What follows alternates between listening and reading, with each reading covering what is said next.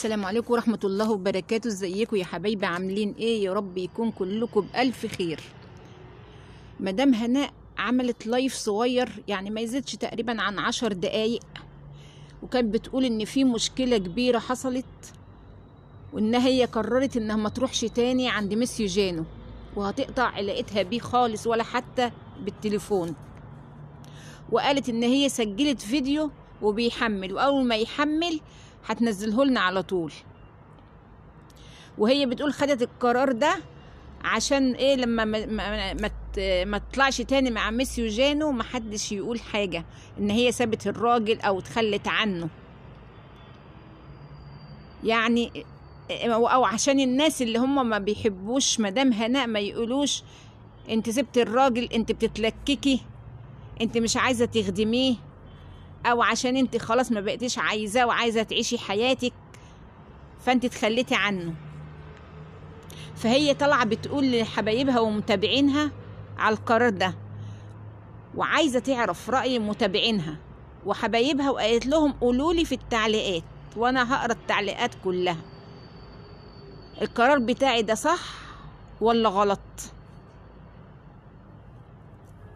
بتقول ان الدولة هتتكفل دلوقتي بميسيو جانو،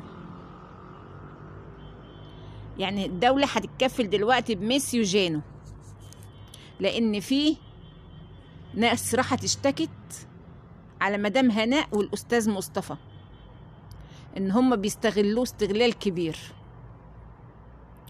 عشان كده الدولة ما بقتش عايزاهم يروحوا تاني عند ميسيو جانو. مش فاهمة انا الناس ليه بتعمل كده، يعني ليه بتعملوا كده؟ يعني الست ما بتعملش حاجة وحشة، الست بتعتبره زي باباها، زي والدها، فانتوا ليه كده؟ ليه مش مبسوطين من الموضوع ده؟ الست بتعمل حاجة لله ما بتاخدش مقابل. وهو اصلا مدام هناء قالت ان معاش ميسيو جانو ما يزيدش عن 1800 يورو، يعني هتاخد منه ايه؟ هتقوله بتتربح من الفيديوهات بتاعته وما بتدلوش؟ ايش عرفنا يا جماعة؟ وهي قالت نفسها الارباح مش كتيرة بتاعت ميسيو جانو اللي بتيجي عن طريق الفيديوهات بتاعته. ايش عرفنا؟ ما في ناس بتطلع لله كتير من غير ما تقول لحد، وفي ناس بتعمل حاجات كتير وما بتقولش لحد، وممكن تكون هي بتدي برضك وبتصرف وبتجيب حاجات لميسيو جانو وما بتاخدش فلوس وما بتقولش لحد.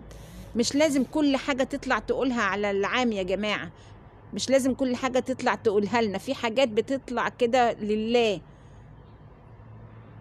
فانتوا مش فاهمة، صعبان عليكم ان الست يعني بتعمل عمل خير، يعني صعبان عليكم انك تشوفوا الست بتعمل عمل خير. الست يعني بتتعب، هي خدمة الراجل الكبير ده حاجة سهلة يا جماعة؟ دي حاجة سهلة؟ ده مفيش أصعب من خدمة الناس الكبار السن. ده كفاية انتوا ما شفتوش الفيديوهات بتاعت مدام هناء وهي عمالة تشيل وتحط فيه؟ طب ايه جابرها على كده؟ هي ما بتاخدش أجر، يعني الدولة مش هي اللي حطاها ولا بتاخد أجر ولا بتاخد منه حاجة. شفتوا بتعمل له أكل وتوديه له وتروح تشوفه لما يكون تعبان، والراجل مبسوط وفرحان بيها وبيحبها زي بنته بالظبط. انتوا ايه مزعلكوا في كده؟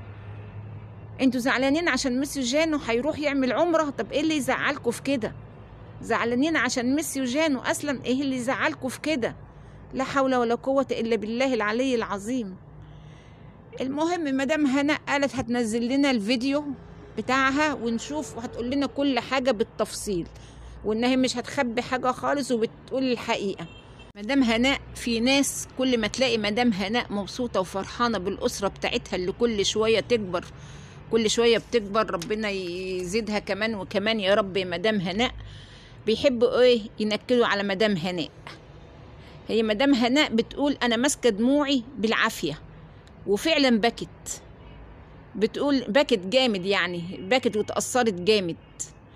بتقول يعني انا مش بتاعت حوارات يا جماعة، انا اغلب من الغلب، انا بعيدة خالص عن كل الحوارات دي، انا فين وفين حتى لما بنزل حاجة على مغتربة. فعلا يا مدام هناء انت ما بقيتيش تنزلي حاجات كتير على مغتربة. فما تبكيش تاني يا مدام هناء، دموعك اغلى من اي حاجه. بتقول في ناس بعتوا لها، في واحده بعتت لها على انستجرام، بتقول واحده كانت محترمه جدا يعني، عماله تقول لها انت ساكته ليه، سايبه الناس بتأذيكي ومش بتتحركي، انت ازاي سايباهم كده، انت لازم تشتكيهم يا هبله يا عبيطه، ما تسكتيش على حد، روحي اعملي لهم قضايا روح. فمدام هناء زعلت جدا، فبتقول انا ما اسمحش لحد انه يتعدى حدوده معايا ويقول لي يا هبله ويا عبيطه وروحي اعملي قضايا وروحي. انت ما دام انت ساكته ومستسلمه وكده يبقى انت اللي عايزه كده، يبقى انت عايزه تعملي حوارات وانت اللي عايزه تثيري الجدل. راحت مدام هناء راحت عامله لها بلوك، وتستاهل صراحه. ايه هبله وعبيطه دي؟ عيب يعني، عيب ان حد يتكلم مع حد يقول له يعني انت هبله وعبيطه وروحي. يعني مدام هناء عارفه مصلحه نفسها اكيد، يعني مدام هناء عارفه مصلحه نفسها امتى تروح ترفع قضيه وامتى ما ترفعش. فعيب يعني، عيب ان احنا نتدخل ونقول عبيطه وهبله، ما يصحش الكلام ده. ميسيو جانو الحكومة عندهم معينة له ناس بتيجي تخدمه، بس في أيام أجازة الدولة هناك مش بتتحملها، فالمفروض مين اللي يتحملها؟ ميسيو جانو. فمدام هناء والأستاذ مصطفى بيروحوا أيام الأجازة يشوفوا ميسيو جانو محتاج إيه، محتاج أكل ودوله أكل، محتاج غسيل، محتاج أي حاجة بيعملها له. كانت مدام هناء هناك فالأستاذ مصطفى قال لها عايزة أقول لك على حاجة، فبتقول له في خير في إيه؟ قال لها إن في ناس اشتكت علينا ان احنا بنستغل ميسيو جانو وبنربح عليه وبناخد فلوس منه وحاجات كتير قوي. والمفاجأة بقى مين اللي اشتكى؟ اليزابيث اللي كانت بتشتغل فين؟ عند ميسيو جانو، ودلوقتي طلعت معاش.